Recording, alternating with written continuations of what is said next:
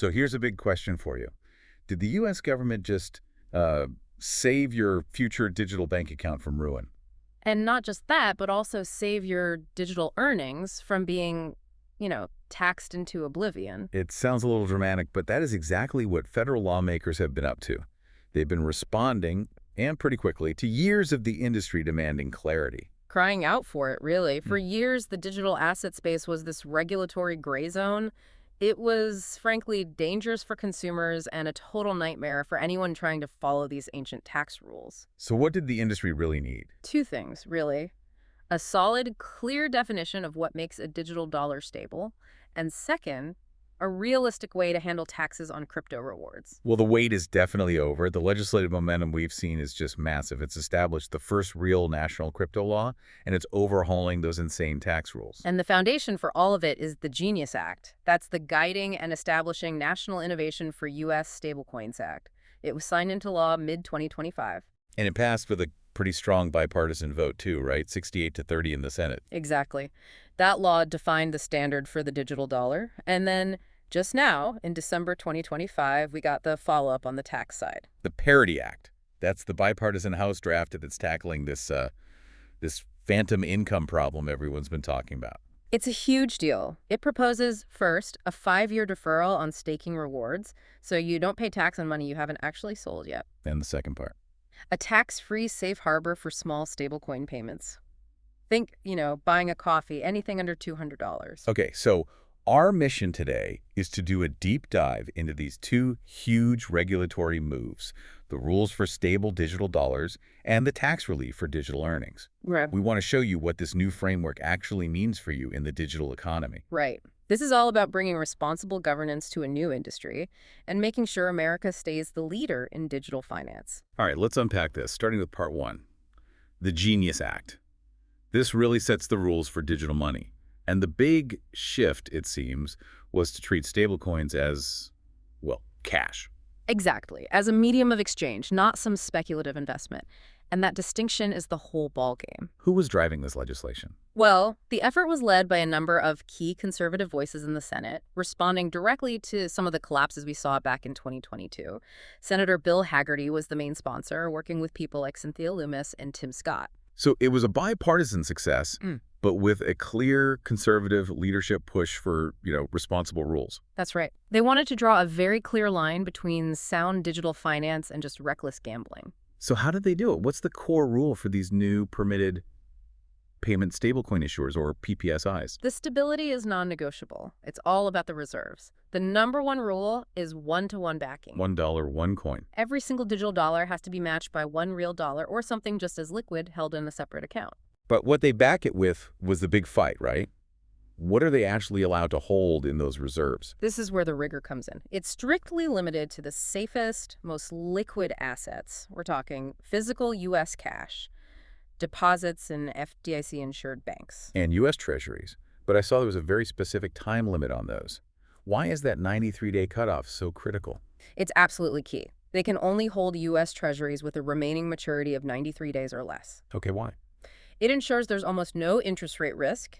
A long-term bond can lose value if rates go up, but a 93-day bond is basically cash. You can sell it instantly for what you paid. So they're sacrificing higher returns just to guarantee that the stablecoin can always be redeemed no matter what. Precisely. They are trading profit for absolute consumer safety.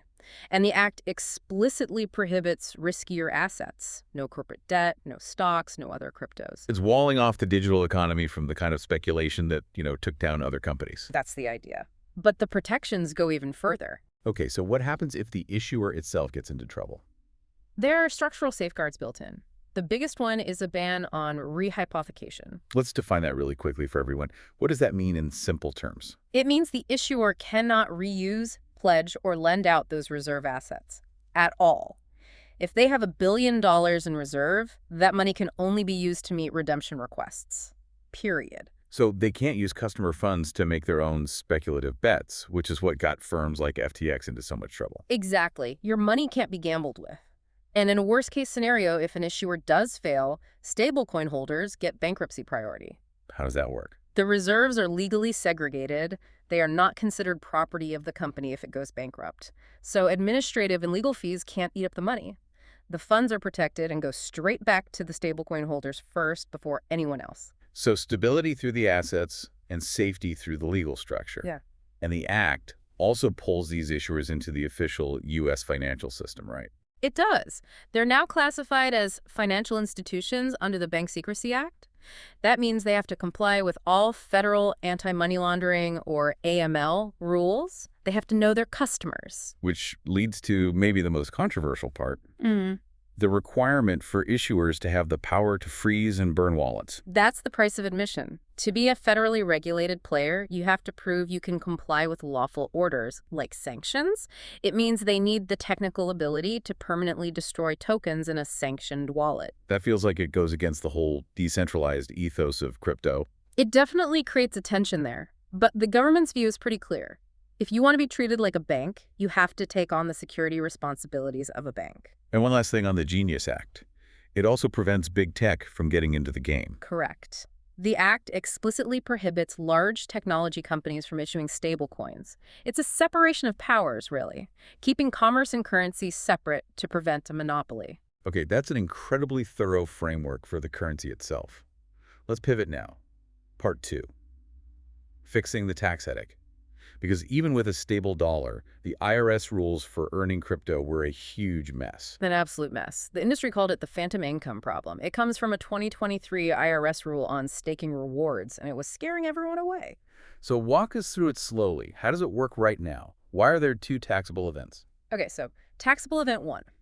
The second you receive a staking reward, say you earn 1 ETH, it's immediately taxed as ordinary income based on its market value that very day. So if ETH is worth $3,000, when that reward hits my wallet, I owe income tax on $3,000 even if I don't sell it. Exactly. But here's the painful part, the phantom income. Taxable event 2 is when you later sell that asset. That triggers a capital gain or loss. Let me play this out. So I reported $3,000 of income on that ETH, but then the market crashes and I have to sell it for $500 6 months later. What happens then? You still reported and paid tax on $3,000 of income, but you only ever saw $500 in cash. You do get to claim a $2,500 capital loss, but you're still out the cash you paid on income you never really had. You're taxing potential, not reality. It's a massive barrier. I can see why lawmakers like Mike Carey and Max Miller were pushing so hard to get this changed. And that urgency led to the PARITY Act discussion draft. From Representatives Miller and Stephen Horsford, it's a really smart compromise. So what's the core fix, this deferral option? The deferral option is a game changer. It would let taxpayers choose a 5-year deferral on reporting those rewards. You'd only owe tax at the end of the 5 years or when you actually sell or convert the asset. So you pay the tax when you actually have the money to pay the tax. Exactly. It makes compliance fair. But the other part is just as exciting for everyday users, the safe harbor for small payments. This is the so-called latte tax fix, right? Right. It creates a $200 de minimis exemption. So if you use a regulated Genius Act compliant stablecoin to buy your lunch or tip someone, and it's under $200, you don't have to worry about calculating capital gains on it. Finally, that makes it usable as actual digital cash. That kind of simplification is what's needed for mass adoption. No question. And the bill also adds wash sale restrictions to digital assets. Okay, that's a rule from the stock market. Why bring it to crypto? It's about fairness and closing a loophole. A wash sale is when you sell something for a loss to get a tax deduction and then immediately buy it right back. Applying this rule to crypto just brings it in line with how we tax other securities. So if we zoom out, it's clear the government is also focused on getting big institutions involved, not just retail users. That's right. Which brings us to institutional clarity and a specific IRS rule, Revenue Procedure 2025-31. This is a huge deal for Wall Street's ability to get into staking. What was the problem for them before? Well, many big investment trusts, like ETFs, have a special tax status. And staking earning new assets could have been seen by the IRS as running a business, which would have messed up that tax status. It was a huge gray area. So this new rule creates a safe harbor. Exactly. It says staking is not considered an active business as long as it's done to protect and conserve the trust's assets. It basically gives Wall Street the green light to participate without fear. That must be a huge boost for the security of these networks. It is, but there's a catch, and it goes right back to what we saw with the Genius Act. What's the catch? They're required to have strict liquidity risk policies. A portion of the trust's assets have to be available to meet redemption requests within one business day. A liquidity reserve. It's the same philosophy.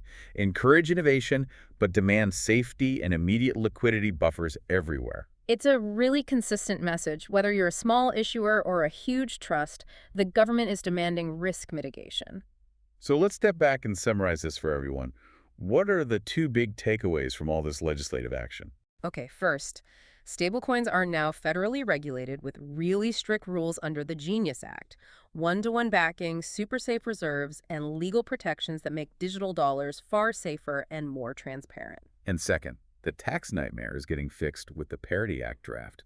The deferral on staking rewards eliminates that phantom income risk, and the $200 safe harbor makes it simple to use digital cash for everyday life. It's a really clear move by lawmakers to bring responsible governance to the industry, focusing on stability, consumer protection, and tax fairness. And as we wrap up, we have to look at the tension this all creates.